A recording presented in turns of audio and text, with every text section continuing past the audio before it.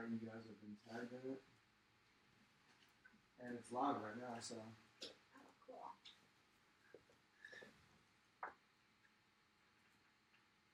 Just wait for Daniel to get in.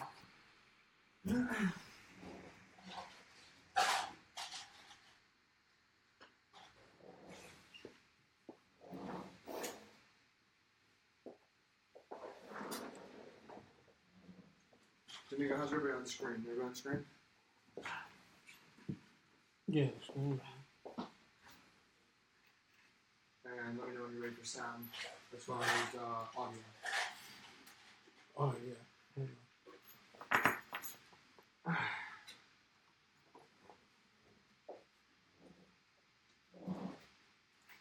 Oh, what I wanted to do too.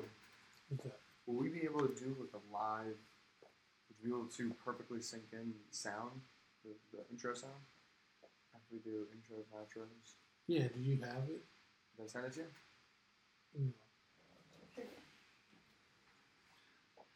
You wanted to come in and then now or after? After you record everything? Huh? Like you wanted before, you wanted in the beginning, right? Intro. We'll talk. We're going to do the You advertisements. do everything yeah. first. Advertisements and then into it. Yeah. Well, I can edit that later and put it together after that. Oh, yeah, Not we'll do that right later. away. Yeah.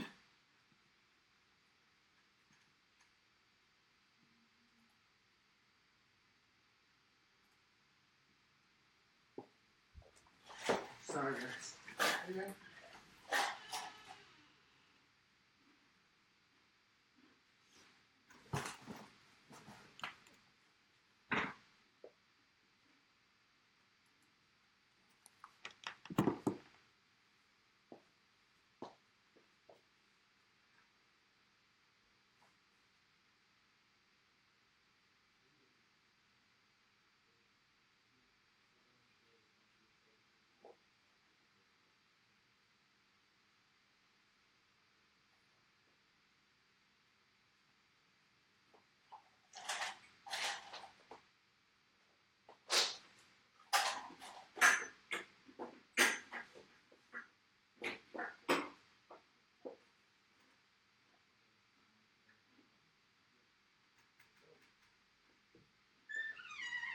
Cool.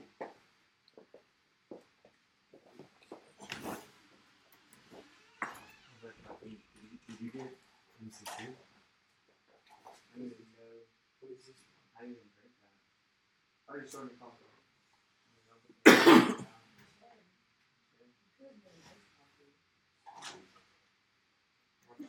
How much C10 is it?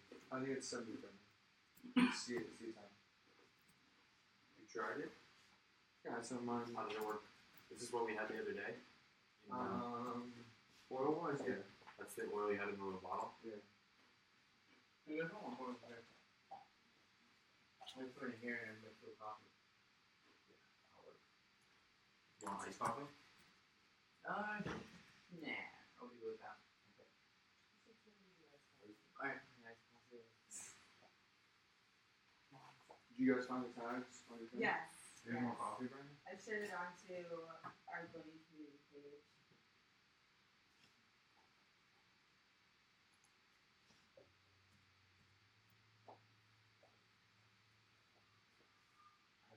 This sugar and already pulled that? Huh? Or do you want that? It didn't matter. It's a cafe kombucha, so it's gonna be super sweet. That's good.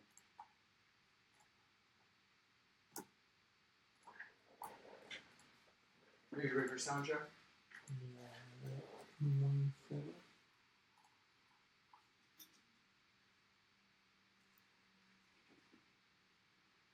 Wow. Yo.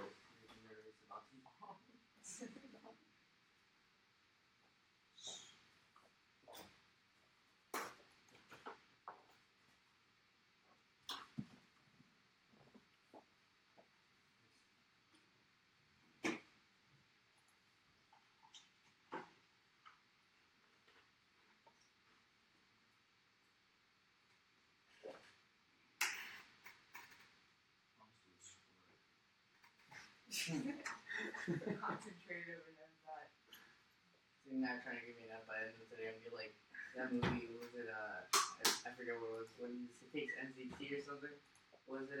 With Bradley Cooper. Yeah, that's like it. To Oh, me, that's what this is. This is NCT. That movie all day I've been like calculating my concepts. Like I didn't know that was the name of it. Limitless. Limitless. Yeah, limitless. I knew the name of the product because like, dude, I wish there was something on I know it. the product. You want coconut milk? Nah. Thank you, sir.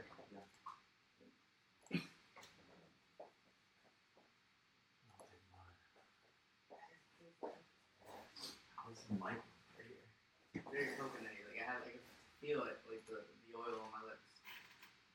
Yeah, but when he uses the oil and I use the powder, so Okay. it like becomes creamy. Yeah. I like it.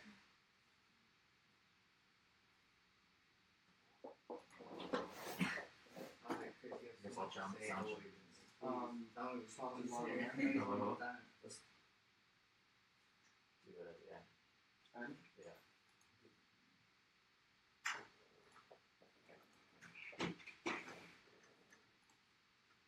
Testing the mango.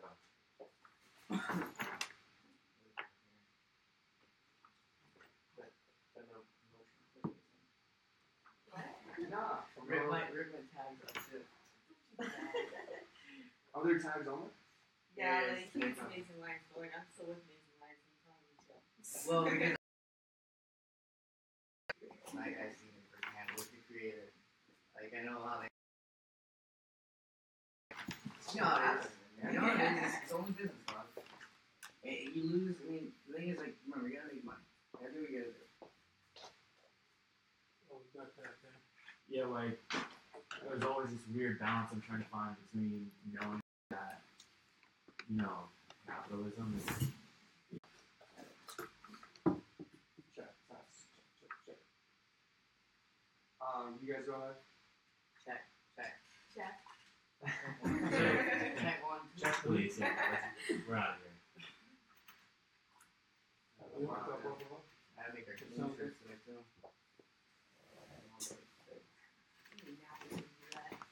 In the car now.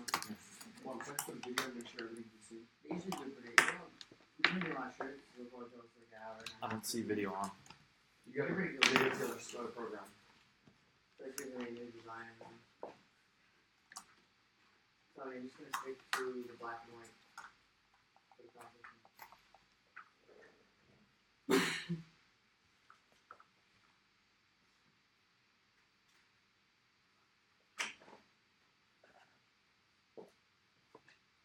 Oh, no, you're this one. That's great. Can everybody be seen? Can I be seen here? Do I need to slide over? You're good. Everybody be seen? Okay. Yeah.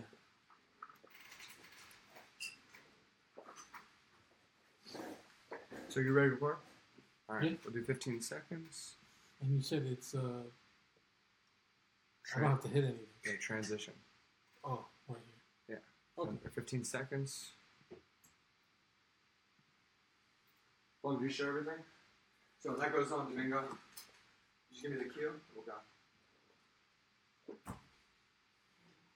Again, any things you don't want to be brought up, discussed, anything to avoid?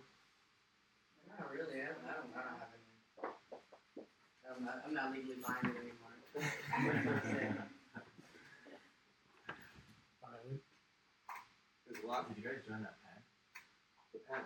Never mind. I know it is. Yeah, no, I didn't touch it because I'm not trying to let space out.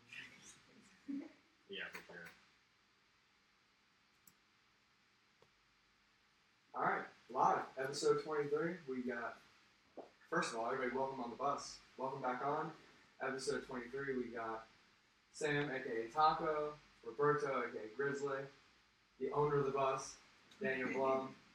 And it's the start of My Music Week, and we thought nothing better than to bring two, we call them pioneers, but two people within the business, within the industry, and a part of the scene, community organizers, that are glovers. I wouldn't say professionals, but you guys work with inside the industry. Can you give us a background? So you've got your gloves and hands, and normally people see, what are you, like a Mickey Mouse, Right? a mime, a caricature? Yeah, mine. That's what they used to call us at work, man. every time I'll be, doing my shows and stuff, they're like, "What are you miming?" I'm like, "Finger styling, I guess that's what you call it, right?" You would bring those into work just to practice? Or? No, never brought them into work. I don't think that would be a good idea. I have actually. I gave Yeah? my boss a light show once in the office. He's very intrigued by it. I've given one of my Locating. coworkers a light show before, but that was way back in the day.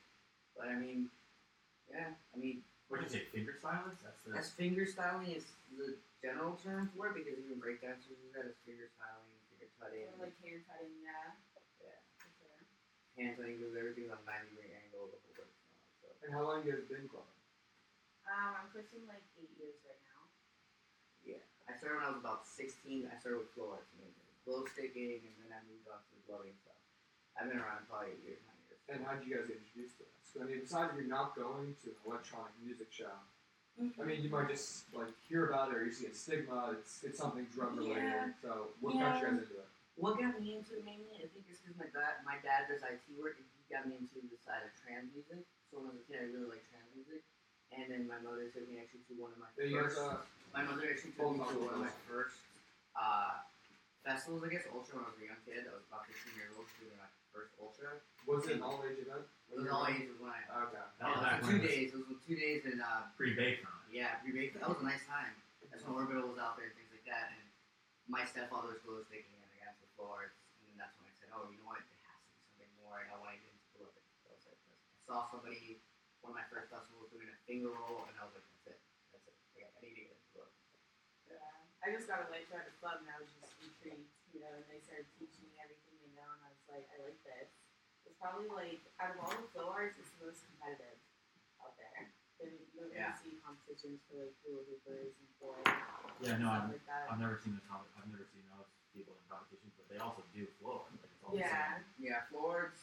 It's out there, but there's never been competition. I think the first actual floor arts competition was last year in August, and that was for the orbiting stuff. But gloving is just taken it's evolved. It's evolved from something as simple as an art form to now competitions, teams. There's so many things out there. Subsectors. You see different cities now coming out with gloving. I don't even know where Wellington is, and there's glovers in Wellington. They're coming out everywhere. I was woodwork. I'm surprised there's glovers in Wellington. It's like kind of more west, like farm.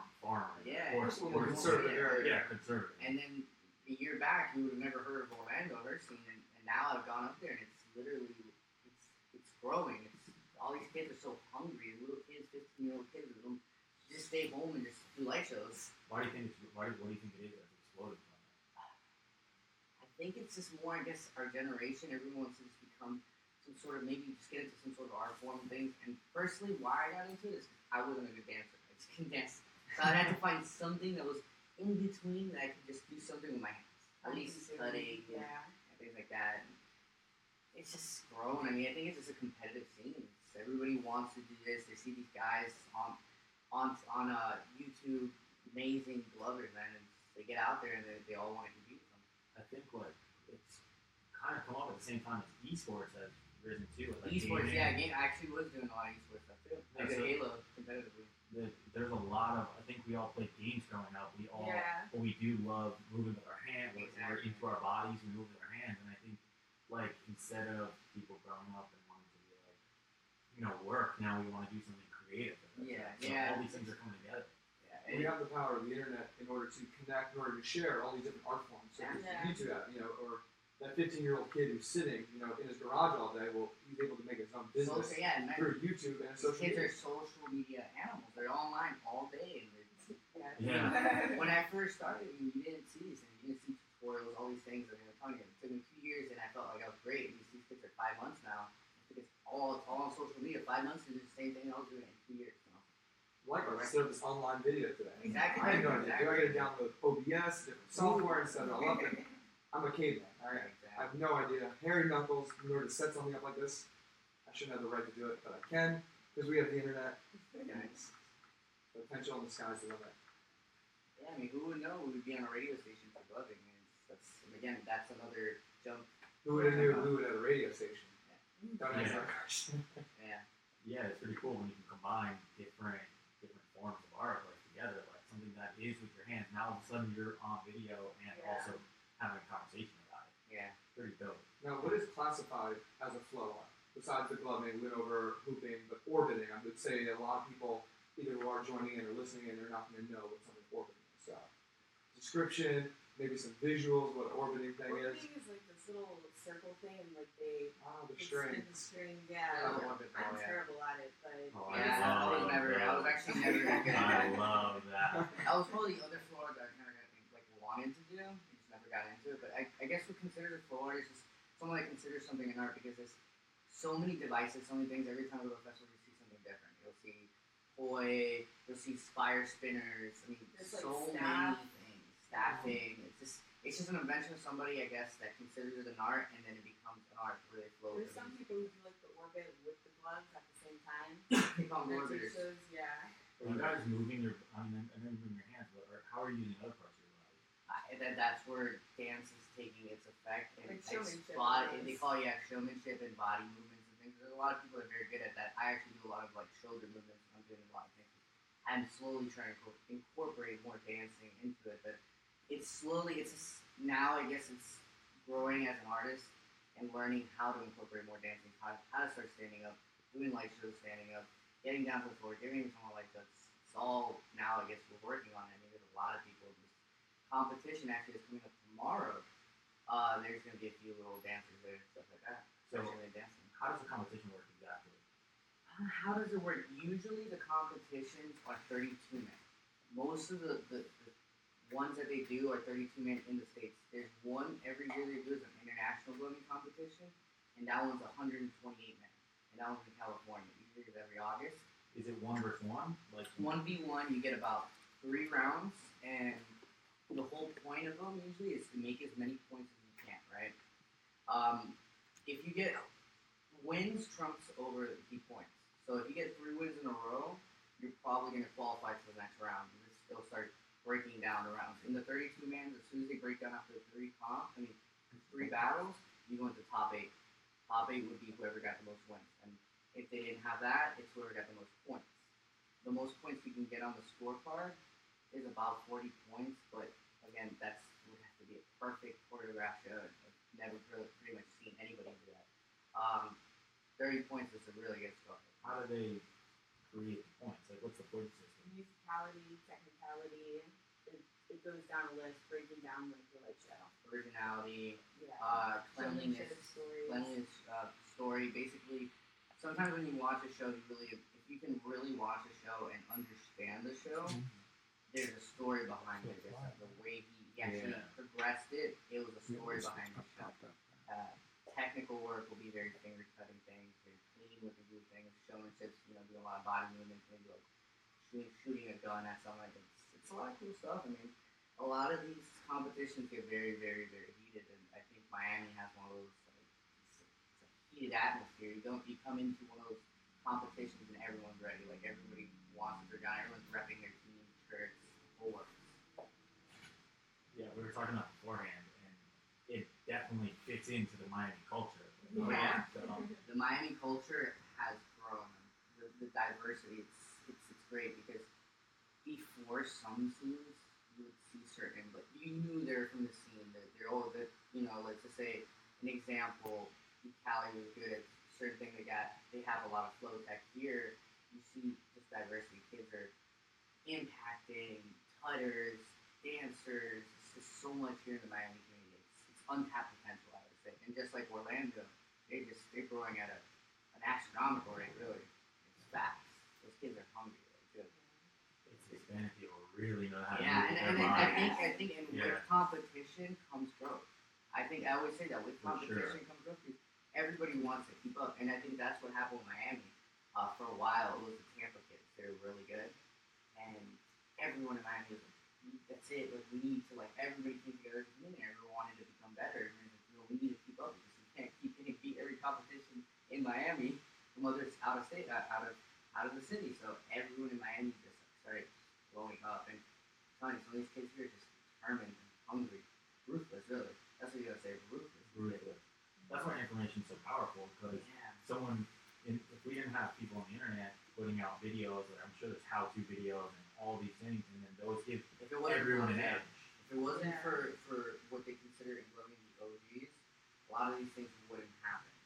Now, a lot of kids obviously are growing so fast that they're like jumping over that, and I always tell kids when I'm mentoring and stuff, I always tell them respect your and watch the OGs. If you don't know your fundamentals, you still is weak. It's always going to be weak. Your fundamentals is everything.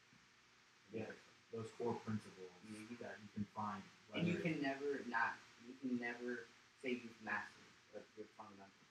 There's always room for improvement. Yeah. There's always room for improvement. That's one of those things where every night before they call it labbing, is where we actually just sit down, record, and do shows, record ourselves, I get into, she knows. The finger fitness, so I'll do finger rolls for hours, and little liquid aids, liquid movements, just so I can keep myself, cleaned up and brushed up on all the basics. Just without basics, you can't do it. Cool. So that's like your prep for competition?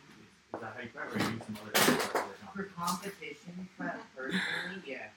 For competition prep, personally, I like to work on what I'm weak at. Everyone knows me as being very good at flow tech, they call it. I'm very techy, very clean with my stuff.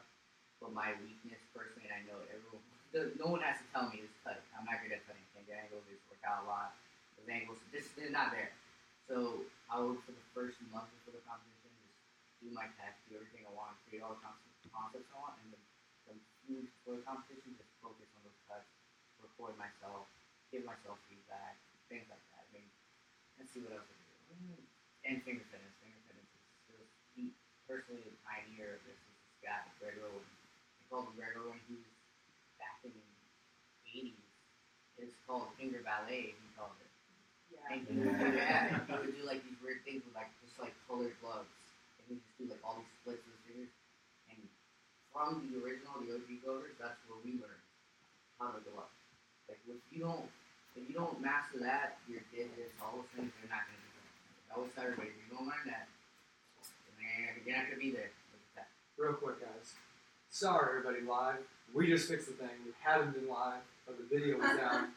But the video's up. All right. We're live now. Now everybody can see us. Oh, All right, perfect. cool. So we can go over everything. No. They heard us. They heard us. All right, cool. But we weren't live. Nice. Thank you. So again, say what's up to cameras. What's Shout out to your fans. If anybody is on there watching on your channels. Shout out to everyone in 305. Love you all, guys. Yeah, I guess I'll do 954 some love at 305. 305 is with it. I always tell everyone, because everyone that's in my head, everyone within the 45-minute radius is 305, guys, right? You can be 954 some days. Yeah, I agree with that. Especially the way Florida's set up. Everybody, Palm Beach and South, completely different state. Yeah, we have a few guys there too, and they're like other stuff, so it's different. It's when you're in Orlando, you're already too far. Except Wellington. Except Wellington. Yeah. But tell me a little more about the community driving aspect of you guys are connected with so many different people from different places. Community aspect. And going to this community aspect, I mean, when we started here, it was very small. We had one team. The only team that really in South Florida was arrived was my team. I am. And then now, I guess over the time, you see all these teams.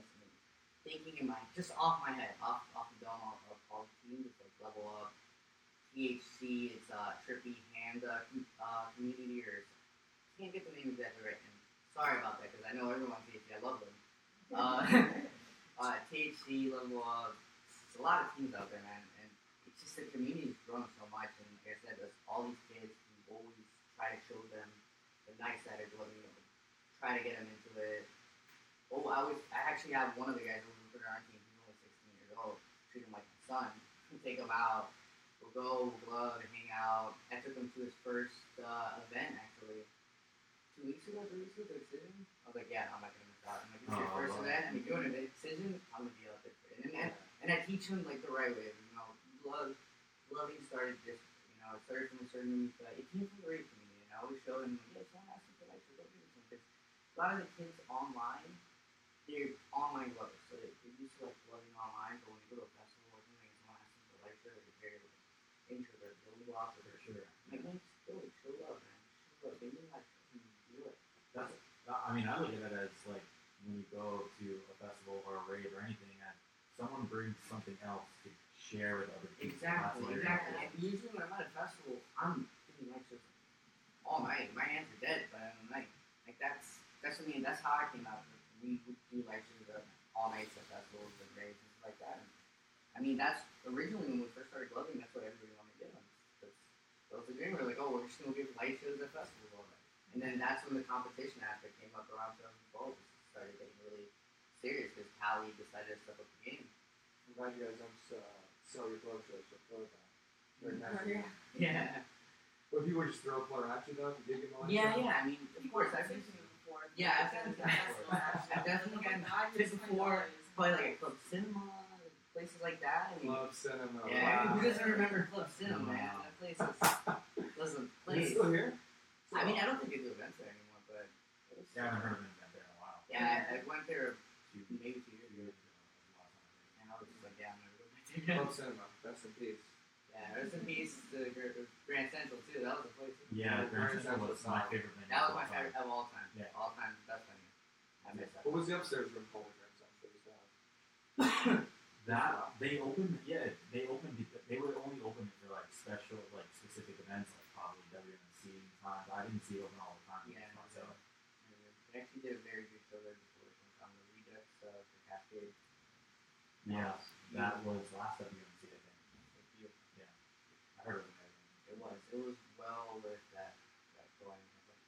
It was just nice. I like Redux. His Redux tour was nice through a lot of his old music. He's such a pioneer. Like he has always brought whatever the people he cares about. Right? Exactly, and that also was around the time when we were gloving too. Like Armin Van Buren, all those kind of DJs were the kind of things that we started off with, like the OGs and all that. We just loved to like that kind of music. Back in the day, it was only like just moving into the flow. Now it's so much technicality with everything. It's not awesome. You got one in your community. You have one that Kid Mitchell Sanders is pretty good too. Oh yeah, he's alright. He calls fast hands. He's pretty good. Yeah. If you're in a hand community, they call you fast hands. They actually You're gave probably me. quick. They actually gave me a Sounds good. nickname. They gave me a nickname back then. They called me Soft Hands because I was very like flow, buttery with my flow. So it's very like soft, I guess, for my flow. Buttery with my hand. Yeah, right. Now, do you guys prefer gloving at a club, gloving at a festival? And is there like I know in the past I used to ban gloves or any kind of lights because it was like considered drug paraphernalia. Insomniac banned in what? Insomniac. Is it They still banned? do, It's still yeah. People have to hide in their gloves.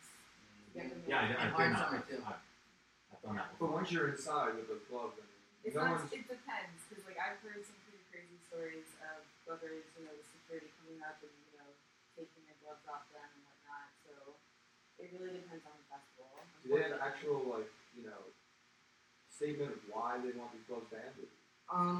Back in California, somebody was receiving, a young girl was receiving light show from what I remember, and she did have a seizure and passed away from that. But Sounds like an awesome lecture. yeah, right. But she was epileptic, so that was a reason to consider it paraphernalia. And I mean, remember, lights are showy. I mean, I wouldn't doubt it that was going to happen. But I mean, that's why they consider it a paraphernalia. Here, personally, I haven't seen really a club ever ban it here in Miami, except for the Fillmore. The Fillmore's the only place that's been kind of once in a while. But I prefer gloving in clubs. I mean, I grew up in Miami, so we only glove at clubs. That's the only place we do it. So it's like my home. I got I went to EDC one year and I got I forget the sickness of starts with a B. Because I was shaking my head because they wouldn't let you have lights. Vertigo. I got vertigo for a week because I was shaking my head violently. That's how with the you lights. know. I love the lights. Yeah, that's how you know it's a good light show. I mean, we have a guy on our team. Domingo's shaking his head at you. Yeah, I was in the medical tent and then like in bed for 5 days after. He knows he knows that. He will So violently shaking his I will head. violently shake my head at lights. All intentional. Yeah, I mean, we have a guy on our team that does that. He give you his shows are very simplistic, but they will give you a vertigo. I've really been drunk and I've gotten like at his house and everyone's just like, oh, you explode, man. I was like, wow, I need to stop. Pretty fascinating how this girl had been to a show though. Didn't get hit by any of the huge lights that are on stages or the huge production. It was just these little glows, these lights that close to her eyes that triggered that have one seizure. Yeah. Yeah. Insane. It's because remember when you're doing a light show, it's you're so intense sometimes. I mean, you're putting your whole like body into it. Like it's different. I mean, personally, I think it's better Did the, I have no corner. idea. I didn't actually read up too much into the article. I just heard about it, and I know that was supposedly the ban for it in California and spread everywhere in Insomniac. Was that in that like big EDC in 2009 where they got kicked out of LA? I think so. I think not 100% sure. No, it was 11 was the first year in Vegas. But they got kicked out in 2009, 2010. So 11 was the first year. Swedish House. Yeah, EDC Vegas. Yeah. Do you think that fueled, like, that band fueled something in the West Coast? 100%. I've been to some of the West Coast events, and they're pretty strict on it. They're pretty strict on it. I hear all these horror stories of being tackled by security guards, being taken, your gloves being taken. I've never really had that encounter. Maybe one time in EDC Orlando, I was in the show, but it was out of the crowd. I was just like literally by like a food stand. It's making me somewhat light show, and the security guard just told me put them away, and I'm thinking, oh my god. Typical thing for human beings. Anytime we get told we shouldn't do something, or it's illegal because it somehow negatively impacted one person, and it did something to a person that, speaking this from a really outside standpoint, like, we're all going to die one day. There's nothing that we can prevent injuries or events happening to us, but we freak out. Something happened to one person. Yeah. But then again, it triggered such an amazing thing that the scene could pop up, and you guys can mentor and also get sponsored and be a part of the business and industry. Yeah. So again, that person having that one negative impact. It had a negative impact on your scene for a while. It only triggered even more great things. It's a bad label on the scene, but I feel like the scene's made such a big jump from that since then. I mean, like I said, these competitions, you see them all on YouTube and stuff, it's like international, William Thompson. Every company's tried to make a stride towards Insomniac to show them how much it's changed. I mean, I think in California, and Berkeley, they have an ambient scene there. They actually have classes for like clubbing and stuff. It's crazy. I would have loved to do it in FIU, but it's never had the power to do that. They also have pages saying clubbing is not a crime. And Yeah. articles like there are kids that go to school and like do projects about clubbing, and they get A's on it and everything. I've seen like videos of a young girl like giving people lit show in class, like talking about how clubbing isn't a crime. Like it's migrating slowly. Yeah, that's dope how schools are changing over and converting at least to the arts. Like, we're going into singularity. Like, robots are going to take over one day. It's going to be all creative stuff. Yeah. It's going to be this kind of thing that we spend our time doing, sharing with other people and connecting. And like, that's cool at least to hear about it from that it's happening in school and it's being accepted or something. Yeah. We're completely getting away, from using our hands, having tools, and all this technology is only giving us more time in order to do things. So once we get to a point where we don't have to work anymore, and work isn't the meaning of our lives, how are we going to fill our days with so much free leisure and exposure? Okay, is it something like the arts? Is it us playing with gloves all day? Is it us going to play a sport or tackling all these different hobbies? Again, if we're going to keep going back and say, oh, well, no worries, somebody's got to work on these robots. Somebody's got to develop the software for these robots. But again, you're getting a job at Walmart, or, I'm just working with my hands and my body, being a personal trainer at a gym. How is that going to help me stay ahead of the robots? Yeah. What am I doing all this time? Makes sense. Yeah, we love challenging the status quo or whatever is going on in society, and like that's why we like sharing conversation with you guys, because there are people who are almost doing that in a very positive way. Yeah, exactly. And going after ways of whether it's is there ways to get paid from what you do? I mean, as far as YouTube video, monetizing the YouTube page. I know you guys have sponsorships and affiliations with you with the EmazingLights. Yes, they have. It depends. They have different types of sponsorships. There's this thing called Clubbing Global Network, and that's basically VPN, where they have like different cities and you have the film meetups. They have face mode crew, and then they have the individual sponsorships, which is basically you get like three things like likes and bats instead of having to like pay for it. Every once in a while, they might send you to a festival for free. You go and you appear, you do play shows. It's nice. EmazingLights does do a lot, and there are other companies that are stepping up and doing the same thing. Yeah, there's a lot of. Yeah, there are. There's definitely a lot of companies out there, and it's nice. Like I said, those kids, they'll work for it, and eventually, sometimes someone will end up working for the company. Doing little things like video productions or running it. They're paid for it hourly and stuff like that. Essentially, I mean, there's a lot though. I mean, a lot of companies want their hands on Miami area too. We have off the top of Brave Ready, Futuristic Lights, LED Lights, Amazing, Orbit Light Shows, a lot of companies out When you there. say they're trying to get their hands on the scene, what do you? Everybody wants to start making their own like face on crews, like kind of groups sending out to festivals and things like that. Of closers that are really good, pro artists. There's a lot of things coming out, and I know for a fact this is the Orlando company that does not the exact name, but they're actually pretty good. We did a competition in Gainesville. Low effects. Those guys are pretty good. Yeah. They send out a lot of people when they do workshops and stuff. So they'll open up a tent. They'll start teaching people building stuff. Show off their things. It's pretty nice. It's pretty nice what they're trying to do with companies and all. And now it's just a time. It's just to see how far they're going to go with it. Because now really is when the blogging community is growing.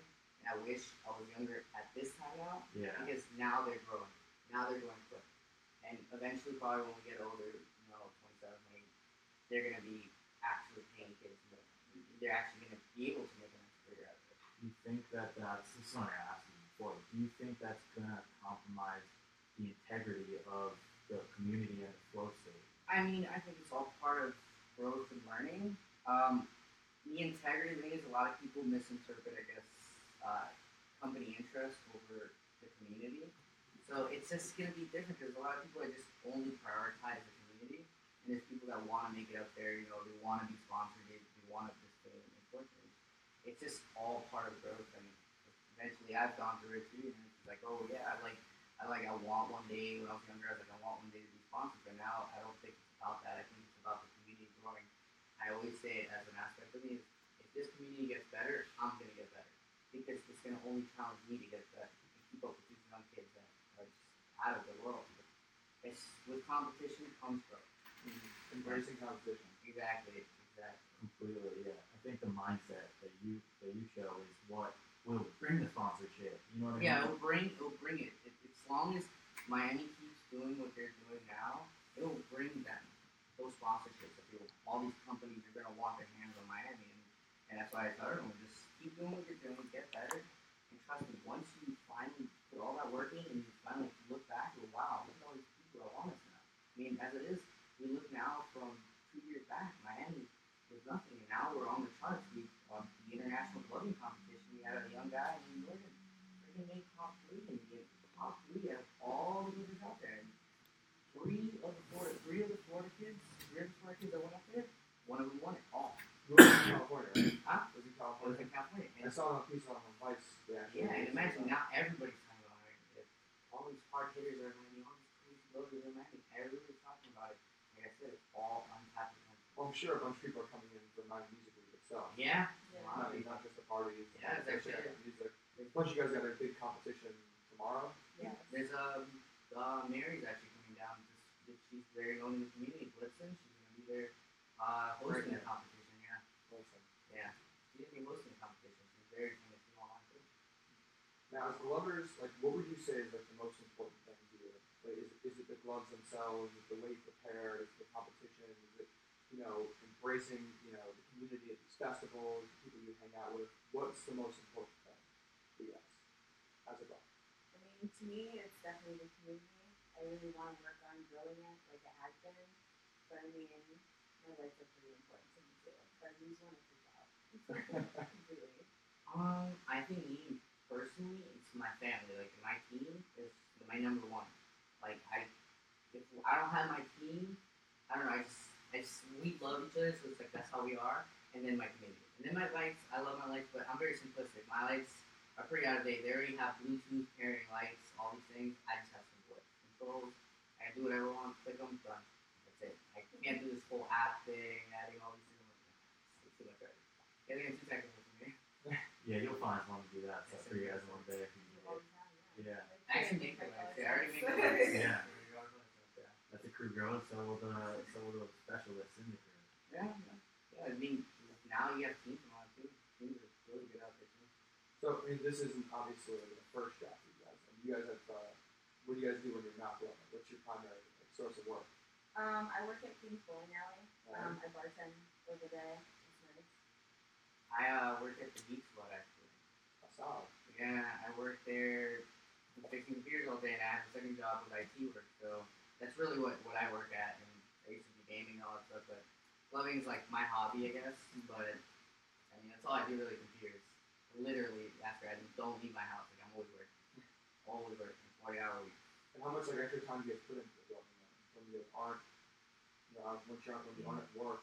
And the thing is, you're spending time with the community. Competition mode. Every night it'll be about an hour and a half to 2 hours. When I'm not doing competition, it's more, I'll hit it for 30 minutes to an hour, but just being artistic slowly with it, just trying to create weird things. But competition mode, you have to do like this. Is it strictly electronic related music that's going to be used for competition? Unfortunately, yes.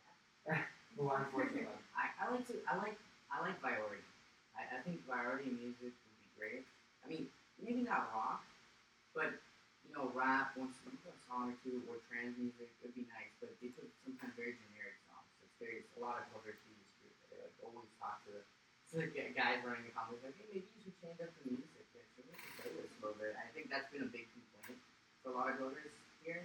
In Cali, they've done a few invitationals with only trance music, and a lot of the OGs all love it, and I will love it too. It's so much more intense like that. Trance is huge out there. Yeah. We recently had that strictly trance festival in San Francisco, I think it was. Yeah, it was I forget what it's Run called. by Insomniac. Yeah, it was really nice. I forget what it was. Dreamscape. Dreamscape. Yeah, that one's beautiful. I would love to go to that. And then besides competition, what parties are you guys hitting up? And are these parties like when you go, you're going to be gloving at these parties, or you guys love gloving so much that you're just going to bring them with you? And Oh, of course. it's going to be broken out. Yeah. They go everywhere. I think tonight we're actually going to do the Marshmallow and Friends. We'll be out there for a bit, but I mean, we're going to call it in early because I need to get ready for tomorrow. It's a long week. Yeah. It's a long week. And the thing is, after the competition, you're dead. You're just dead. Because it starts around 4 o'clock and maybe 8 o'clock at night. So that's 5 hours of loving. And then after, we're probably going to do above and beyond. And depending on how that goes, depending on how mine goes. Like I said, if I do well, I'll be up all night. I'll be out. Other than that, I mean, maybe Friday we're going to do Dim Mat. Okay. Or maybe. I kind of left that as a free day. Maybe just hang out. And then Saturday, Rez or Anjuna. And then Sunday, maybe beach. Alright, where's that one going to be? You said beach in San Patterson? Vinny Beachy in Simon Patterson. It's going to be on the beach. Oh. So I don't know where exactly. It's going to be a beach thing. Everyone's kind of on the fence about that, but why not? Does everyone meet up? Do you connect with all the other competitors? Yes, we do. We all are very, very networked. Like we always know we all know each other, so we always figure out what everyone wants to do. Because everyone wants to hang out. Everyone wants to light shows at events and things like that. So you'll have the kids that like their dub music, so they'll end up going to dead beats, and then you have all the guys from my team. Definitely, it's like a ritual. I love it. We're all squatted out there, 12 of us and stuff. I played professional poker. This reminds me of when you go to Vegas during the summer for the World Series of Poker, and everyone plays, they're playing versus each other, they hate each other, they're competing, and then afterwards you have, Yes. Yeah, have it's so everyone connect funny. link It's so to it. funny. It's funny because every time before a competition, there's a lot of heat. They're doing fucking crap people online. There's even online battles. Yeah, there's online battles too. Like YouTube battles, Kind of. Yeah. They'll do brackets. They'll do brackets and do everybody has to submit a video at this time and then they score it, whatever the case may be. But competitions usually everyone hates each other, and then after buddy, you gain respect because either you beat him or you lost really bad, or whatever case, and you're like, yeah, that guy's good now. I like him now. There's no beefs after?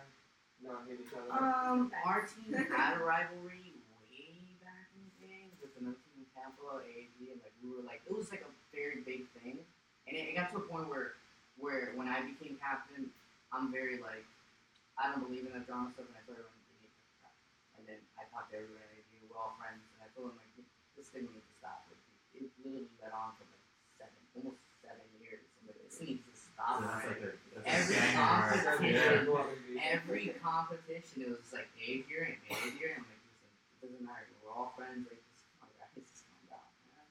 It's sloth. We started. Our team was the beginning, and then they came up, and then our team kind of collapsed, I guess, and disappeared. So they're really big, and they still have a monster on their backs, animal.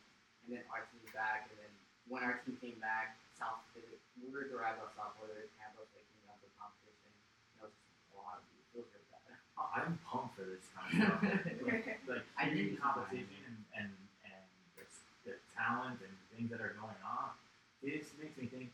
Like obviously, I'm always thinking about the future. But this makes me think. So like, when virtual reality comes out, you guys could be battling each other in virtual reality. Right? Oh god. There's yeah. so many driving factors that are making this really explode. Everybody cool virtual. Yeah, VR sets. All that stuff. Yeah, that'd be so cool. Or VR and VR competing versus I'm just more everybody. excited to finally maybe see smaller like lights.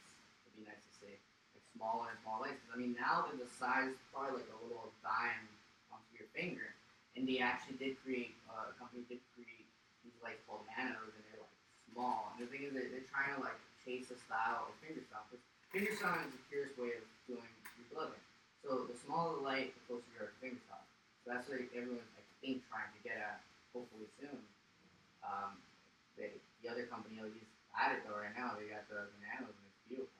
The innovation. Yeah, innovation is so small though. It's like crazy. But how many nano are they gonna put on one finger? So they can make it that small. Would they put like multiple? Well, some glovers do that. Some guys that like to do weird like styles, they call them creatures. And they do like they'll put like an inverted light here and then the lights here. They look really cool. It's really cool. It's a very unique style. Yeah, you guys have that on there. Unfortunately, I don't. I was never good at that. So walk us through your gloves. It's just one light on each. One light on each finger. Usually people either on their thumbs will invert them or keep them pointed, right? I like them pointed because I like to emphasize more of my thumb movements. When you invert them, you won't see that. When you invert them, you'll see more of the light coming into your palm. So I guess you look more flowy. But personally, when you come to competitions, everything, they're breaking down everything you're doing. So everything has to be moving. So I like to keep my things all visible, very clean. But I mean, she has hers out already. Yeah, each of these, like we have like on the top here is called a diffuser, and there are different types. Like we have part ones, like this is the glass diffuser, so these are actually kind of rare to find. But just like that, like it comes right off. Some people put little stickers here, so it shows. So even though you go and buy the chips, all the builders will personalize them. Like you can get different colored cases because they show up different while you're doing the light show, basically. Yeah, these show up different things. I actually like very simple ones, I guess. I'm a very simple guy. Like I started with USB stuff, so like we use closed diffusers. They just close. They just make them look normal stuff. I don't like to, I guess, distract from my show.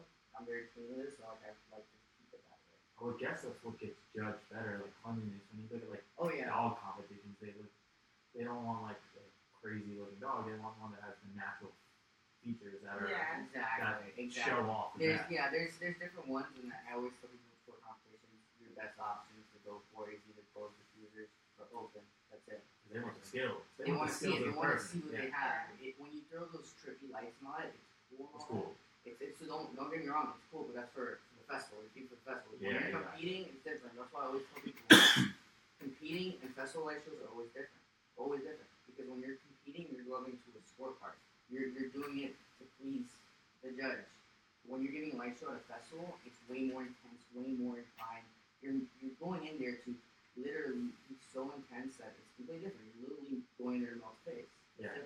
That's literally that's not the person that you're. You literally want the person to be like, wow, and those light shows can last like 5 minutes. I like to do very long light shows when I'm listening to trance music. Like, I get very intense, very liquidy and flowy. At competition, you have to be fucking. You have to have so much power. You get so much depth. It's so crazy. Well, you said it's time's the issue. When you get that 1 1 minute 30 seconds. You got no time. That festival, it's like, okay, now I can really take someone on a journey. Just like anybody putting together like a playlist. Yeah, It's exactly. like, okay, I want to play this song, I'm going to bring it into this song. Yeah. I want this person really to feel this at this point, and I want to take them over here to make them feel this. So you're able to do that more. Exactly. And in festivals, all the OG moves that I tell everybody to work on is really where it comes in. Really where it comes in, the liquid balls, the skittle balls everyone does, the figure eights, whipping, and so that's where it comes in, where your light show becomes very intense, very unique.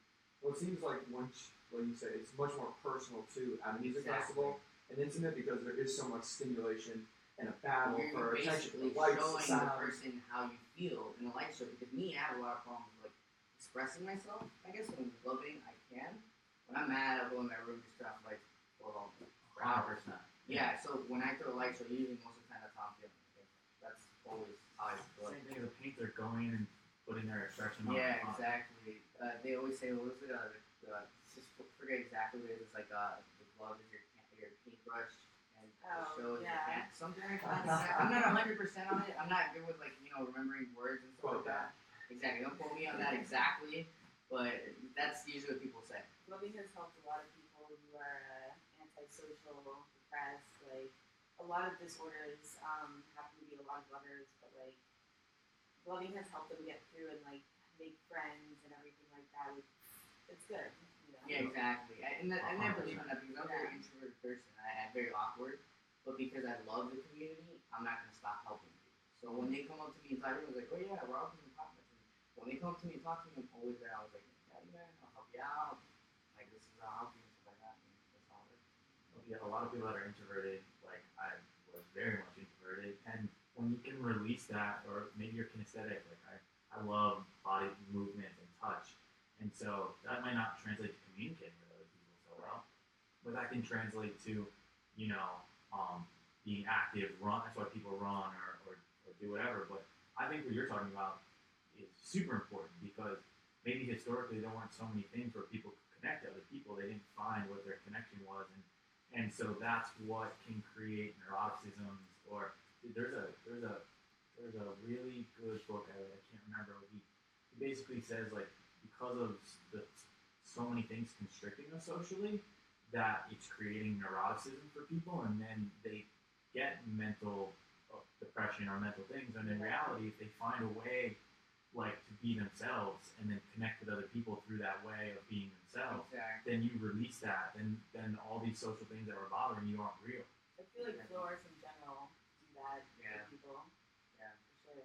Yeah, I think it's the rave scene, the rave community itself. It's one of those places for free expression where, someone's going to get dressed up in the most ridiculous thing ever. No one's worried about it right there. You're just like, oh man, hey, good for you. I could have read that. Back in the day, it was just like known for outcast kids. We all went there, we enjoyed ourselves. I remember when I first started going to raves when I was younger in high school. The first thing everyone's like, oh, doing stuff, he's using gloves, and everybody, ended up becoming like everyone knew me in school because they're like, oh, that guy does like light shows. Yeah. Like, you want to hang out with him? Like, that's what people knew me for in high school. But the rave community grew so fast. When I was there. It's not just for artists, but even like psychedelic movement. A place where it's so restricted, it's illegal. But people can go there. It's a place where they can escape. They can take something that does help them escape, and something. It's a place of free expression. No one's going to judge that person. If anything, someone's going to help that person. They go into a hole, they go into a portal. They need to be taken out. You're the best place to be helped and saved by someone. Someone's like, all right, we got to help this guy. Come on, you're in our crew now. Yeah. Now you guys show your shot. Yeah. It's cool. It's never been too much like that, I guess, personally. But I don't know. The rave community has been so crazy in Miami, I guess. And Miami was it was nothing 10 years ago with the rave community. It was very underground, and now it's exploded. Well, it would be more mainstream. Not main, in a way. It's like you're known for South Beach, and that's it. Yeah. Space Miami has been around forever. Yeah, exactly. Space Miami. All those places have been around. Mecca before it closed down. All those places were known for I didn't know that place actually closed down. Actually, it's a good thing. It's a good thing that place closed down. Yeah, it was pretty nice. Brings people in 4 in the afternoon. Yeah, it is. It's horrible. You realize you're walking there 4 in the afternoon. Yeah. Time to step away. Yeah, I just remember the rave scene blowing up really big in our high school. A lot. I have a lot. Actually, one of my close friends, they used to DJ down here, Top. Everyone knew him in the whole Wynwood community. Big DJ down there. He DJ'd for what is that festival we have in Wynwood? It's 3 points. 3 Points. He was in the boiler room. Very cool. Yeah, pretty nasty. The boiler room that happened last week. No. That's in the past. What was I going to say? You went to Flanagan, correct? When did you graduate? 2011. Okay. I was there my first year of high school. Yeah, well, I didn't go my first year there. Yeah, okay. Yeah, I actually went to Sunset Senior High. I used to live in Dade County. I was a Dade County boy. And then I moved to Flanagan. It was a completely different scene. And it's like everything's so different. As soon as you go 30 minutes up north, that's it. It's completely different than Miami-Dade. Now, how can we pop these things on? I don't think I've ever put on a pair myself. Well, Walk me through this. Lights usually go like at the top. Let's see. By the way, like So a friend of mine, he brought these to a show. He's like never gone before, and he was just playing around with them. And Yeah. This one's multiple gonna people go. come up and encourage him. Like, Yeah, you know what I this mean? one goes on that Like, yo, that's awesome. I can tell you never See, the done lights this. So right let here, me help you out. everything You on can do the it. top. Yeah, it's great. Um, That's it's what I gonna love be about fun. the community, and I always tell people, it's just like, someone wants to give a show, you know, you always Feels a little you know, funky at encourage first. them, bro. Yes, That's what it is. Yeah, All so like, this encouragement one's to gonna want go somebody to do on it. the top. That's, and like I then, said, the more people that down. start, the more You know, it's a whole process. Nobody's mind is the same. Nobody's mind is the same. Nobody, every light show, you can copy somebody's move, but your mind doesn't work the way it does. So your move is still going to be slightly off from theirs. Yeah, I've never seen Gloves those. are on. Not too bad. I usually put them on top of my fingers. A lot of people do them under too. They do them very under. There's a lot of ways of really wearing this thing, but I don't know. My brain is already locked in. Yeah, exactly. I mean, there's a lot of different styles. There's a lot of different things that Okay. come out Really, within the bloody community. Like I said, flow tag, all these things that I've named. There's so many other things. I mean, just recently, this Hawaiian crew started coming out with things called platforming and emphasis. And they can dance too. So now, The Hawaiian's really good, man. Yeah. I like, to me Oh, personally, really? I love their style because they do a lot. It's called emphasis and very simplistic art. Meaning, like, a lot of people interpret the light show when they give it to them. They look at like certain shapes and things, and when I give a light show, I think of an oval, and I'll stop in their face. That's really called emphasis, where you emphasize that one move. It can be simple, but if you emphasize it, it adds so much value to the move, personally. And then you'll move back to like another point. Have you ever thought of studying like geometry and shapes and I'm like? actually pretty good at that as well. Yeah.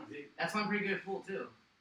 Yeah, I play pool and I'm. He's okay at pool. Oh my god, here we go. I Still have Are you better? would say so, yeah. She's never beat me once at pool. No, someone showed me this artist. He was selling his stuff at Halloween, and he had these most impeccably beautiful anatomies of the human. They're very tricky, and there's tons of ins and outs of the body, but the brain is open.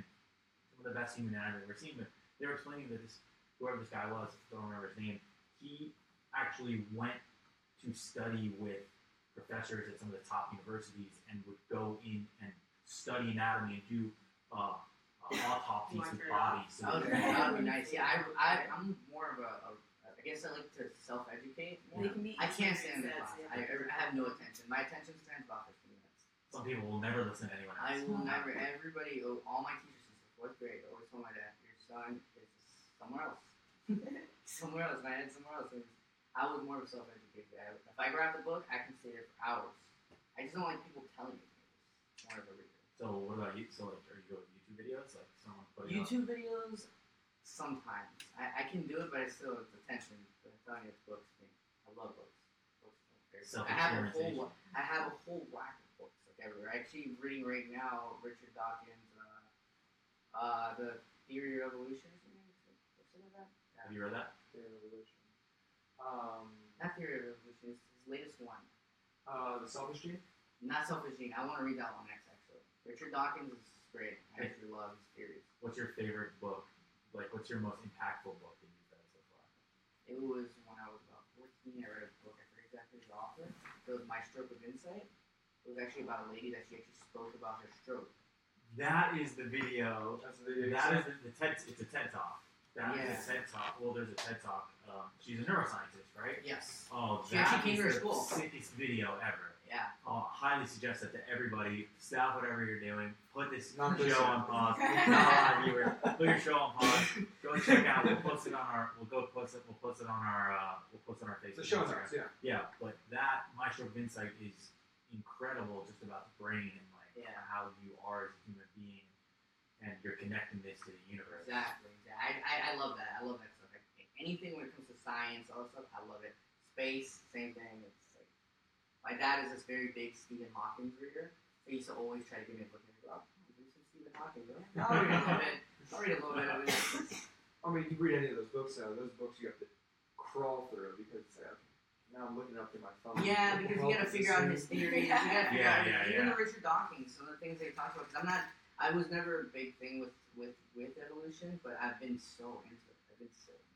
Yeah, I'm going to switch more into podcasts and audiobooks, but at the same I time, need to start doing I'll that. have to listen to it, 3-4 times I also bump up the speed to 2 words a second now. Yeah. Just so I can brush through it, I can gain more content. At the same time, it's something like a Sam Harris podcast. Mhm. I've listened to it 4 or 5 times. Not just it's so interesting, but I'm trying to just take everything in that I heard. Again, he's had one guy on, the guy who wrote *Sapiens*. He's If you like talking to like Sam Harris, I think Sam Harris is the most intelligent person of this generation that I've listened to. I gotta take a. Yeah, most eloquent, well-spoken, soft-spoken. A guy who, also, has taken his share, as far as trying to figure out who he is, right. and understanding his mind, whether it's through meditation or psychedelics, like all I need to life. start getting into that. I want to start getting into like meditation and things. I've always been very into that. Actually, when I go out, sometimes I will go to the beach at night and just sit down, listen to the waves, actually flow with the waves and stuff. I love it. Just sit down. You are meditating when you do that. It's not maybe transcendental meditation or some form, but that is a meditation. If you're going to the waves and letting that sound diffuse into you, and you're fully engrossed in the glove, and in the sound. You actually have to do that once a month. That's your mantra. It's like when everybody says they're breathing, they go to with the exhale. That's the sound they're bringing it back to. And meditation, as long as you can, be able to jump from thought to thought, and you can recognize one thought coming in, one thought leaving, and going to the next thought. That's a form of meditation, and that's like literally a brain exercise, and you're letting your brain function because you're saying, okay, it's able to process things. If I'm able to process things, I'm not going to be able to get stuck on one thing today. If something bad happens to me or something good happens, I'm not just going to relish that moment. I'm Exactly. able to say, okay, never let that one bad. Don't ever. It happened. Yeah. It's gone. Never. Okay, let it out. And now the next thing. Even something good, because even that one thing, it technically isn't real. Yeah. Our egos, our emotions, our personas. They're not real. It's called a persona. It's a personality. Exactly. You were given Roberto when you were born. That's not your. It's just something someone told you who you were. Exactly. And that's what I always say to her too. That's why I say with all the drama stuff. And if something does happen to me bad, I'm like, all right, I'm not gonna let it ruin my day. I'm like, now let's look at the good side of this and let's keep moving forward. I always try to find that silver lining, even in the worst moments, and try to make it good. I know I'm a thinker, so when something does bad happen, let's step back, let's compromise, let's try to figure something out. But let's not let this. You have the personality of someone who's meditated for many, many years. That's what everybody said. It was like for 24 years, like really like mature for your age, and like I've just dealt with a lot of shit when I was a kid. So very emotional young man. So I was like, all right, I need to figure this all out myself.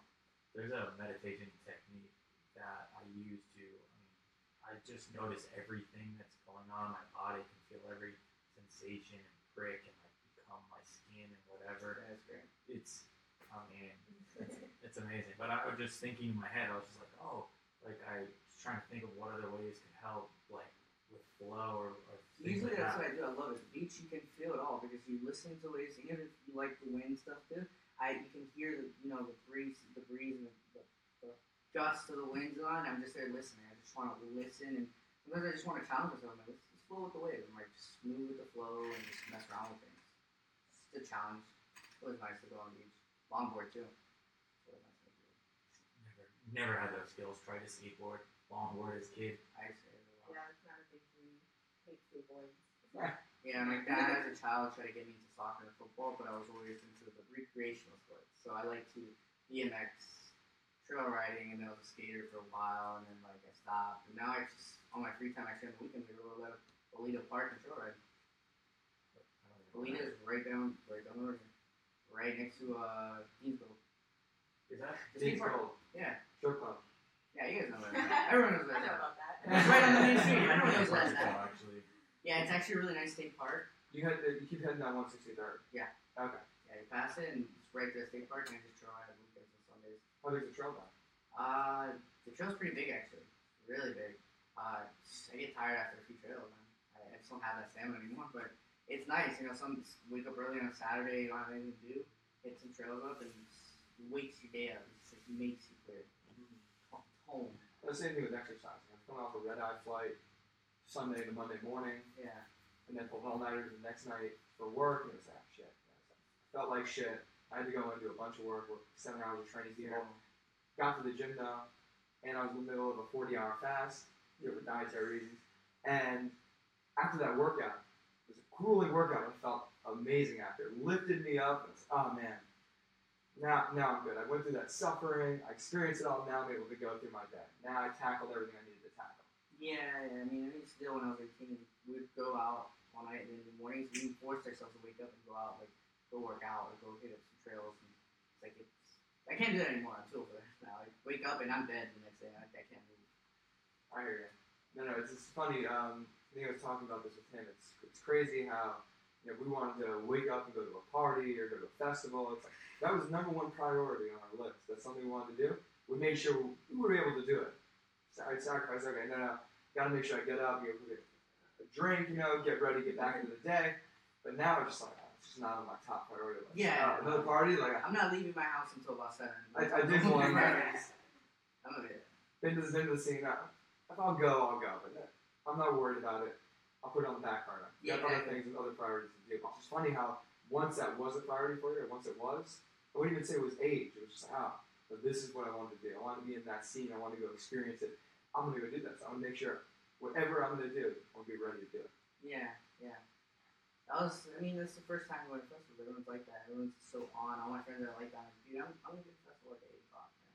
But it just comes down to finding your drive, whatever it is that you're going to do now. Like for you guys, with clothing. So exactly. I'm going to wait. I'm going to make sure I set 2 hours after work. I might be tired and down. I force myself for competitions. I do force myself. It has to be forced. I'm like, I know that I can't skip it. If I don't, I'm not going to bring it. There's a lot of kids in here that they take it to other levels because they're still younger than us. So like I'm 24 and there's kids out there that take it so serious and they're 18, still in college. So all they do is just study and club, and they will be there for hours. And you got to keep up with that. So I always tell myself in my head, like, if I don't practice, these guys they're gonna beat me. So I'm like, I need to really try to be able to beat these guys. Is there any stretching or anything to prepare with your hands before you get this competition? There's a lot of stretching. There's a lot of like methods to keeping things clean. A lot of guys do this. A lot of this guy named I'm going to like finger fitness. Yeah, they have finger fitness, which is you would get every angle of your finger where you go like this. Some of these, Yeah, I feel like my fingers need a good like stretch. finger splits, Yeah. everything. Well, the way to stretch them, I've heard of the way of stretching would be like that. With your finger. My hand went through a fence. Yeah. So I can't even feel his finger. That's not My good. nerve got severed, and I have like this dinosaur skin right here. Yeah. So my fingers can't really You're open. doing some finger So stretches. these are going to be good for me. Like I need There's these. so many ways of stretching out your hands. There's so many ideas to it. Yeah. There's like that, and then you go and stop it, and you get independent with it. So you start like that, start stopping different fingers. You go thirds. Yeah, and you go Like singles. strengthening exercises, like everyone's Strengthening, yeah, it's to muscle. get your stamina. And you got that one too. That one's for tutters. A lot of tutters do those. It's really to start getting your angles really nice. Start grabbing all different sides of the angle. Yeah, usually you hold it for about Yeah. I like to hold it Shoulder. for about 10 Right. seconds or so, and then just do that. What other ones is there? There's the finger roll. Once you master the finger roll, you do this, and then you start doing it like 10 times, and then you start delaying it. That one's a hard one. That one took everyone that ever. Anybody that's ever Start out. started gloving, Yes, you It's want to just start all out, like this. you just do one at a time. yeah. And eventually, Then you go and open up with the back one, exactly. Yeah, I'm retarded. Yeah, eventually, and that's one of the most key fundamental moves in gloving. It's every finger roll is part of every move that yeah, if you you do. can't finger roll, you're not in love. Just stop. It took me to learn the finger roll. It took me about 2 weeks, and that was just to learn it, not to make it look good. Yeah. That's a different story. Now they started looking good to me, and it's. Are your 9 hands years. flat when you're doing it? Like, I have open mine flat, but I that's like to over have my time. fingers opened up. Do you use the thumbs or is it just the 8? Oh no, it's just the indexes? the indexes. From index to index. So you go like that. And then you can cut back. Oh, I see. Yeah, you do a Yeah. lot There's of so stuff. many things you're doing. Yeah. Yeah, I was watching you while you were talking and listening to us. You're practicing. It's moves. always it's kind of like a habit now. It's like Yeah. you're always playing. Even at work, everyone knows me as the guy doing things with hands. Like coworker will come up to me doing weird things like, "Oh, it's the hand guy," and I'm like, "Okay." Well, that's how I met Sam. Yeah. I was at Dunkin' Donuts and Yeah. a bunch of her friends were heading down to Life in Color and they're just all playing with their hands and they're here. I'm like, Glovers, huh? Yeah. Where are you guys headed? Yeah, exactly. I mean, and it's like I guess a way of recognition. Now, anyone that likes gloving, usually it becomes like a habit. Even the OGs, the guys that just stopped gloving already, the older guys, we're actually all hanging out last night for one of our guys' birthday parties. They won't stop. They don't stop doing it. They'll be bored at work and they're just like, oh, we'll just come up with a style real quick. Yeah, your song will come on, you'll stop everything you're doing. Sit This is one of our guys, Anthony. He hasn't loved in 2 years, but last night because he saw me and we were hanging out, she even noticed like, look, he's doing things. I was like, I know. And it's like an infection. Everyone there because we're all family. I love that. We're all family, so like we're all talking, and then I look to the side and I see like 4 guys and we're just like ready to come in. Dude, look at my move, and I'm just like, wow, this is hilarious. Like that's how you know we're like a fan. Like this is what we started off with. It's you know the 10,000 hour rule, right? It takes 10,000 hours to become an expert. Yeah, Malcolm. I mean, this is something. If you wanted to paint, we'll use paint example. If you wanted to paint, you have to go home and actually paint and practice. But like this, you could probably practice where you're at. Exactly. So you can get there. People actually practice. I don't recommend this for anyone watching. But people actually practice. People actually practice on the steering wheel. They'll do like finger rolls and things like that on the steering wheel. It's kind of crazy. I try not to. I'll just do a stoplight. Come with concept. It's kind of funny because I'll be doing something and then I'll see like someone over, like a driver, and he's like, "What is he doing?" And I'm just like, "Well, you know what? Don't look at my car." I just want to have a good day. When someone's like, "What the hell is this person doing?" and I'm doing something weird, that's how I'm like, "Oh, I'm actually." You can stop and take an outside perspective and go, "Wait, I'm enjoying myself. I'm doing something strange that other people see outside of their normal realm of things." Like, oh, I'm having a great day. Yeah. Yeah. I mean, loving is just like one of those things that you can do anywhere. And like I said, there's always room for improvement. Those fundamentals you guys just saw, like I said, it took me 2 weeks. People learn quick, but you practice that every day, and trust me, even just a finger roll. If you master that, you look good. Your life shows look good. There's lovers that literally are only good at finger rolls, but they make it look so good. It's like, wow, this guy's nasty. Now I'm gonna stretch my hands for all the rest of the day. There's so many stretches for finger individuality. These are my favorites. I'm pro when it comes to digits. Everybody knows. Especially because you're the ring finger. Yeah, it's so hard to move. Yeah, exactly. I can do all of my fingers like easily. I can all my fingers. I can extend them too. You're triple jointed. No, I'm not actually. I never could do this, but it's just because that guy I was watching, railroading, I would practice this thing every day for 30 minutes, and they just made me a pro. Very cool. And I feel like, granted, I can do this too. Also, I've been glowing for 8 years, so I mean, I should be at this right now. You know what I mean? Like, I wouldn't expect someone after a few months just doing it to be able to do that. If they are, they're naturally talented. But for 8 years, you should be able to do this already. So I got one for both of you. Tomorrow, your hands are getting chopped up. You play one more glove performance. What song do you pick? Marshmallow. She loves Mark. I love marshmallow. Which Marshmallow song? Anyone, doesn't matter. Wow, what song? That's a tough one because I like a lot of like. Oh yeah, Porter Robinson. There you go. You're right. Porter Robinson probably brings out like I guess like the feels in me because I'm an anime guy. Like I watch a lot of anime and stuff like that. His show is unbelievable. Yes, and like his shows just bring out so much feels. Like, yeah. I can literally, I'll get lost. I become another person when I go watch shows. I literally do. It's the perfect show I can get. I just saw him 2 or 3 weeks ago for the first time in a long time, and I can't believe just the depth of what he brings for you emotionally. Like the way his show brought, like he used language on the screen to mix in with the song, but then he also bashes on some crazy I love thing. I love all his new music that come out lately, and I think I saw Ultra last year again too. That was the first time I was like, yes, I'm so happy. I was like tearing. I was like, are you seriously tearing too? Like, yes, I am tearing to Porter. I love him. I saw him Hard Summer too in California. The Great feels. Yeah. I think he's a super genius. Or maybe a show to the staff.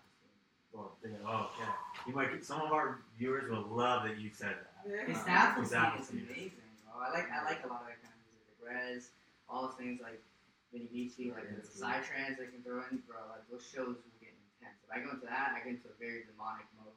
So like I'll throw out my like red sets. That's the show for me. People will look at me like, wow, what are you doing right now? Because I like when I get into that mode, I can make creatures and weird things. What kind of colors? So what kind the of ones creatures right do you now, make? the ones right now that I have, all my sets right now are very feelsy because like at competitions, I'm very flowy. So I usually keep everything to like blues and purples. Probably this is my only like maybe weird set, but everything's blues and purple. But when I'm at like Psytrance events, I'll go like red, like hard red and orange stuff. Real red and blue, dark weird stuff. Awesome. So you're using color to set the vibe. Yeah, it does. It does. It really does. A lot of people go through this thing called glover's block, they call it, where you just can't. You're stuck in your own flow. The thing is, your own flow sometimes limits yourself. So you just get stuck in your own flow, but the simple thing of changing your lights will change your light show. Will change the way you think of your light show. Things like that. I mean, I always do that when I get stuck in things. I'll change the mode, the sets, the full works, everything, and then boom, I already came out with anything. Like there are different types of glovers. Like you have people who conjure, who like basically catch the light back and forth and toss it around. You have people who impacts, which are usually you can get seizures from people who give impacts. People who make creatures, so it Impacts, looks like you're getting hit in the face. impacts are like it's a really strong red and sometimes blue light, and it's in your eye. Like I know like there's a glover named Fry who's very OG, and his gloving style he's basically the impactor of them all, and he'll do moves where he comes into your eyes so that your eyes will go cross-eyed. That's me. Completely. That's me. Like, you know what I mean? And that's how they practice it. So there's different types of styles when it comes to glovers. It's so intricate. There's so many things. different things. Like it's so much more than at least what my original opinion on it had been. You know what I mean? It's so deep and intricate, and that's like I love. That's why people get so competitive. It's just how it is, you know. Like, Well, especially because you're asking someone else to judge a competition, and someone might not recognize your skill or your talent, something you A develop. lot of That's something. That's okay, but that's not my thing. I would say this is going to win this that's why competition. you always have more than one judge. Like when it comes to, you know, judging the show and whatnot, because everyone looks at it differently. To get the What's the rating scale? Like, do they do out of 10 or how out do of they? 40. Oh, that's right. You were The telling new me for points. scorecard though, I think it's 35 now. Oh, really? Yeah. It dropped down that much? I hope they'll get that tomorrow. Who That's scores those my points? demeanor. Like, like this. Oh, you said there's All multiple the judges. judges, like once like you go through one round, all the judges will get together, and you know it's set in brackets. So then we know who's going to the next round and whatnot. For the all first the 3 times. rounds, everyone gets 1 judge. When they get to top 8 and top 4, they get 2 judges because then it does become more critical, the decisions that they make, because you're dealing with, most of the time the kids that make the top 8, top 4 and all that, if they lose, they're going to get that. So you have to make sure you have your scores correctly done. So, I mean, and also, I mean, it's been a lot of, you know, throw around in the scene since competitions. It's, oh, did I get a biased judge? Does he like only flow? Does he like only tag? I mean, that's why they add a second judge for that reason. How are you guys expected to do them all? I hope I do well. I'm very, like, I always tell myself, I try to be as humble as I can. I hope I do well, and I'm coming in there, I want to go as hard as I can. What's the prize for winning? You can, yeah. I expect her to do very well. We've had a poker player come on our show, and then he literally won 2 tournaments immediately after. So 6 things are looking good. Oh, wow. 6 figures. So things are looking good. That's good. That's good. I hope. We bring good energy. I hope, like I said, Yeah. like I said, with the whole thing and all this stuff, like last competition, I took it very for granted, and I did very bad. I personally died, and this is because I did party the night before, and that was when I say competition before I was very strict with this one. So I this one, the same thing I'm doing. I'm gonna go to sleep, do what I have to do, and be ready for tomorrow. So how do you feel? Do you feel the MCT? Like, how do you feel? Clear, a lot more clear. But it could also be that also. Who knows? Yeah. How do we know which one it is? Yeah, that's for sure. Yeah, I mean, there's a lot of things that come into the community, like I said, from the growth. From the beginning, seeing the Glover is very good. When you saw when you were so proud of seeing, like, oh man, no, the Glover, you guys became best friends, pen pals, wherever they came from. Now I feel like we were talking about this last night. Like, it's so common gloving sometimes. A lot of negative comes to it, too. A lot of people are like, oh, he just sucks at gloving. Don't say that, bro. You know how long we've came from all this? You know how long we came from having just finding one glover at an event. And now you go to an event, and it's like, yeah, there's so many good glovers at this event. Like, wow, these kids are all good. And you know it's because everyone's connected online. Like, you can see the moves. You'll see all these moves that are inspired from different glovers. I mean, they'll watch a show from, like, Blitz, and they'll watch a show from some other team, some other guy, whatever the case is, and you can see their move is inspired from that person. It's really nice how close this community is. That's really We have cool. like glove meetups after festivals. Yeah, that we have a lot of so meetups at a certain time, at a certain set, like all these glovers will just appear. Very spot. Yeah, we used to have a store here. I mean, me and my buddy John, he used to own the EmazingLights store here in Miami when it was in Midtown. We used to have every Saturday and Friday. we used to have FNLs that come Friday Night Lights or Saturday Night Lights every weekend, and everybody would hang out. Now since then, the store's closed down, but since it's closed down, since the community's grown so much, everyone still hangs out. Everyone still hangs out, and even without the store, people find a place to hang out, do things, and it hasn't gotten smaller; it's just gotten bigger. It's just nice to hear everything. I'm so excited to see what it's gonna be like in 2 years. A genie. All right, I got another switch up question. Like, a genie grants you each get one wish, and it's camping material. So you get one thing. What are you picking for your wish? That's a hard one. It's gotta be. It's a rapid fire question, so we need a quick answer. Yeah, it's supposed to be a I knew rapid it fire. for Oh, answer. God. I don't know. I can give a quick answer. Not having to work for the rest of my life, so I can focus on living. That is a good one, Legit. yeah. That is a nice one. That That is. can actually become a lot better. I really don't have one, honestly. Like, Brandon, you think of that I one. got- I want him to answer the question. I didn't know we were going to switch it up to you. I'm gonna stay on with him. So what is it that you're gonna be getting that's not gonna let you work anymore? Obviously, probably money. I mean, it's definitely be money to the point where I don't have to worry about anything. I just don't have to worry about expenses. I can start being into hobbies. I'm a hobbyist, man. I love hobbies. I wish I could do hobbies for the rest of my life, but I can't. I mean, this is reality. How much money Well, do you need if you're gonna practice all these hobbies all the time for the rest of your life? I don't know. I burn I money mean, I pretty think I have fast. all the money. I burn money pretty fast. I don't know. And then if you're gonna try and stay alive, you're gonna pay for all this really expensive For the rest of healthcare. my life, I project my life to 35. After that, I'm done. I'm always Mine was $1 million. 27. I passed it, so. Yeah, after 35, I'm pretty sure I'll be. I don't know. Alright. And me? What was the question again? Genie, one wish, can't be material. One wish, no material. It's a tough question. It's a tough question. Nothing. My first thing that when I thought about this was read other people's minds. Or like perfect communication, maybe. So like when you talk to someone, you completely always are in fluid conversation with them. Perfect communication would be boring because no one else around you would have perfect communication. You'd be a loner. No, I'd be in perfect communication with the person. If they're talking to me, They would be able to relate with you then. but I would be able to They're not relate perfect. to whatever they're relating to. So if they can't relate to what I'm talking about, I would understand that and then communicate that inability to relate. Yeah, but then you'd be lonely. This is what this is. You'd be lonely then. No, I wouldn't. I would be able to communicate with that person at all times. But no one would be able to communicate with you. I guess what you're To be saying. busy, you'd always have like, God, I gotta go and make sure I gotta break this down for this person who doesn't understand. No, but I'm They always can't in that relate person's mind, so I'm able to show empathy and compassion and gratitude for that person, so they will always be in communication with me as well. That's what would happen. That would be the outcome. So whoever I'm talking with would always understand and be happy to be around. But you're in this person's mind now. Like are you ready for that? You can't stand being inside your own mind. That's something that we want to go into. It is a serious Think about all the question. insane things that you think about. And now I want to be inside and think of the same insane things. I would not want anyone in my mind. Sorry. I would not. I am pretty sick for it. I mean, Yeah. I think eventually we're all going to.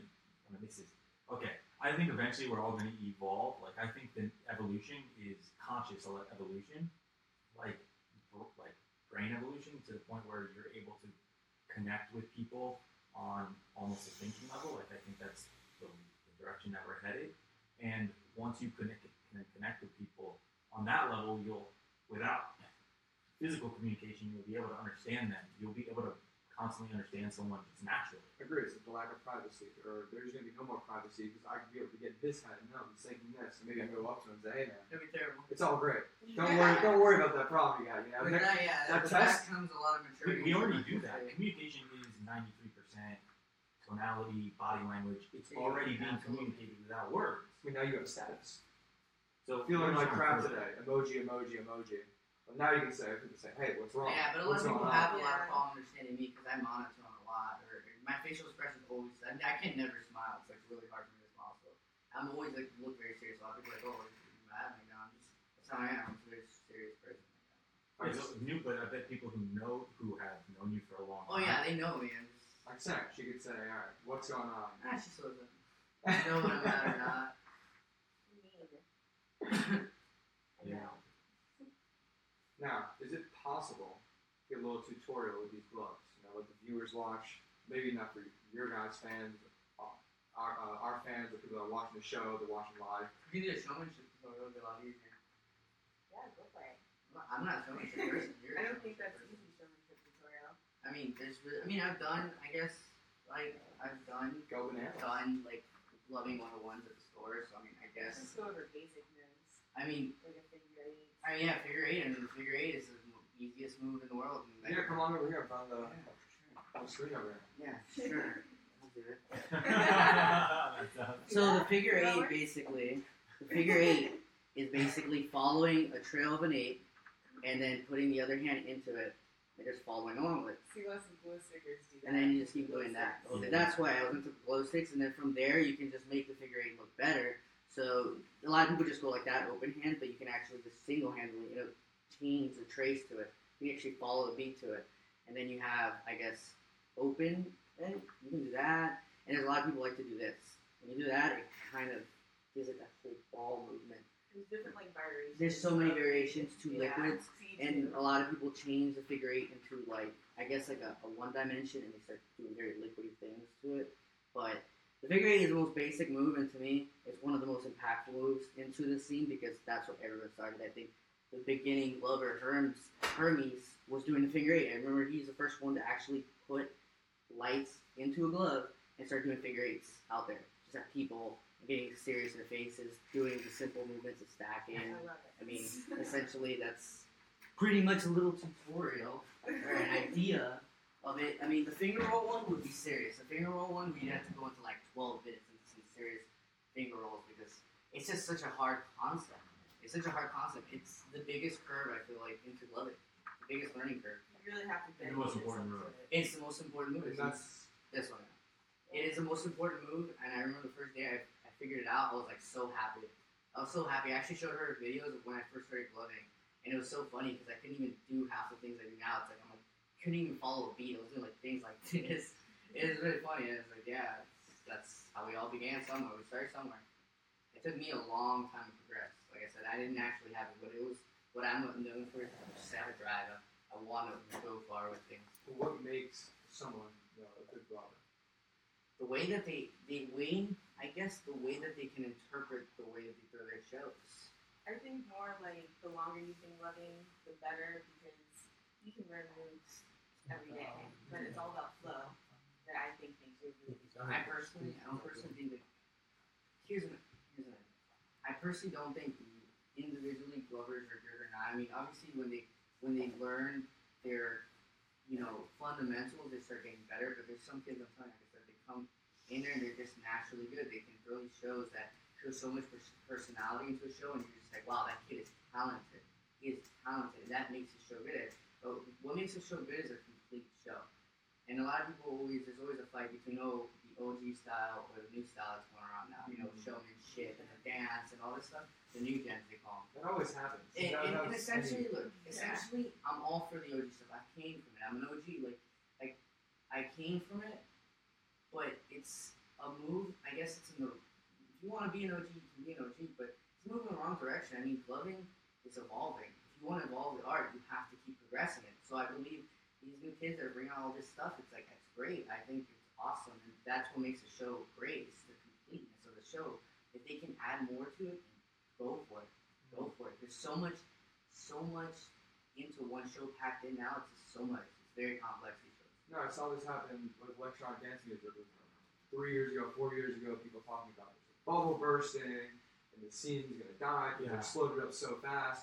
And you see artists coming out saying, "Oh, I can't stand this new scene the way it is." People can died for a while. Yeah, well, people can go inside their, on their computer now and make a song just because the technology is so readily available. But those people don't realize what they're doing and saying, like, "Oh, I don't like," because you're not going down and taking so much hours and time in order to create this thing that I would call art, and you're calling it the same art, but you can do it on your laptop in 10 minutes now. You're able to make something that people can appreciate and enjoy. Well, those people just don't have depth. And those people, they don't know art. That's not art because they don't like my music because I spend more time in it. Depending on different style and genre, people would say, a big room or a main stage. You spend your time at the main stage. That's not music. You got to go over here. listen to music. Or I hope because Daft Punk just made an album. I hope Daft Punk can resurrect the industry because it's dead. It's gross. essentially, as an artist, you're always growing, right? And a lot of people before say, "Oh, I don't like how you change your style," but you're an artist, you're growing, you're trying to explore new lanes. You know what I mean? And sometimes when I tell someone, he's like, "Oh, I didn't like this show," I'm like, instead of looking at you didn't like it, look at a different perspective. Try to see what he saw. Try to figure it out. What is it that he can get out of that show to learn something? Or there's something to it. That's always something. Everybody's show is different, man. That's why I never really bag on people. It's only thing I ever bag is the people that just like to pry on mediocrity. And that's it. You want to be mediocre and just do simple and think that you're amazing. No, man. Just keep going, bro. Grow, man, grow. Especially you look back and say, you look at your 16-year-old self, your 20-year-old self, versus yourself 1 year before, you're like, I was a fucking idiot. Oh my god, I thought, I talked to people like this. Like, I can't believe I did that. But it's like, okay, you only grow. You look back and say, okay, I don't want to do that anymore. What can I do to change? Everyone goes through the same stuff, man. I'm telling you, it's like everyone goes through stages of their lives and they have to grow. Sometimes you gotta watch. I mean, I have friends all the time with young little kids and they're growing and like I saw myself there one time and I'm like, you just gotta pick your path, man. Right. I'm not gonna tell you what to do, but I can tell you you're making the wrong decision right now. So we got a few minutes left. Yeah. And first, this conversation has been amazing. So most of our listeners, we want to portray this mindset that at this age you can do something unique with your time and fall in love with it that other people aren't doing. And I think you guys do that really excellently. So if there's anything else you want to share with any of our listeners, just about your mindset or something unique, and then spit out, where everyone can find you and those kind of things. Plug away. I don't really have much stuff to say, other than, I really do adore flow arts, and it's gotten me through a lot of issues too, so it's definitely something to look into if you guys don't do flow arts, and maybe it's not gloving. There are people who hula hoop stuff, I love the hoopers too. Yeah. I can't hula hoop for anything, but yeah, I can't move my body. I'm stiff when it comes to my hips, bro. Yeah. But yeah. Essentially, I believe that, if you make the time out for what you like to do, you gotta follow a passion. Everyone has to have something to love. You don't love anything. Where's your drive? That's what gives you your drive to do things, man. So I always emphasize, man, chase what you love. Don't worry about what anyone else is thinking. Because if you did, you'd be an emotional wreck. Because you know how many harmful things you hear online, people tell you these things, and who are they to tell you who you are? They don't know you. So I always say, that's why I never judge anybody. You can't judge people. You don't know what they've been through. You don't know their experiences in life. Everybody's been molded differently. Everybody. That's why I just let it ride. That's another person first. But definitely, for anybody on here listening and things like that, if you guys want to get into gloving, things like that, live in Miami, definitely hit me up on Facebook, Roberto Leon. Send me a message. I'm not online all the time, but send me a message. I'll send you my number, and we'll definitely hang out. I'll get you guys going with the gloving stuff, help you out. I'm more than welcome to help anybody out in the community. I'm all about the growth stuff. And definitely she is in our Orlando scene, and she's definitely down here a lot too, so she'll be here helping out people too. Yeah. At times. And where can they find you, Sam? Taco Sammy, nickname. But yeah, you can look me up there. I can leave you to tutorials, gloving pages that you can join so that you can watch other glovers. Yeah. And learn all different concepts. Yeah, I've seen her videos. They're nuts. Like, oh man, the song's coming alive through the lights. Yeah, I definitely don't. Yeah, everyone knows me. My things like that. I just like to post my list. Very low. Yep. I like to surprise. I like to be the surprise. Yeah. Especially if you're competing. I could tell. I'm surprising type. I just keep quiet. Yeah, there's an element to that. There's an element to mystery, to not knowing what you're about to get. You know what I mean? Yeah. So, and that's. On my Instagram, if anybody wants something on my Instagram, rleon2697, all the gloving stuff is on my Instagram. Definitely, guys get to look at it. Art, and shout out to Art in Motion. It's the best team live in freaking South Florida. Yeah. There's no hands down about that. Yeah. And anybody going out to Above and Beyond, let's say Thursday. Yeah, catch us there. Catch us at Or Above and Beyond. marshmallows. Catch them out. I'm sure they're going to do a good face melt, good live performance with the lights. I'm good. I think I have to go now. Yeah, Thursday you'll as well. definitely see our team are in motion out there. All the OGs are gonna be out there. The old grandpas we call them. They'll be throwing on gloves too. Yeah. Or in motion. You want to do live outros? You want?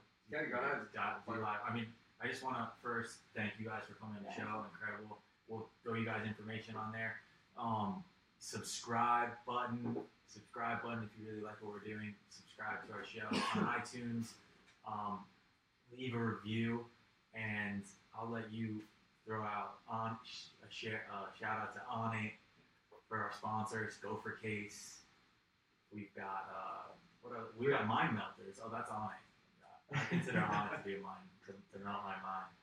Yeah, and you can find everything with On It on our website at onthebuspodcast.com. Click on the link and find some amazing products.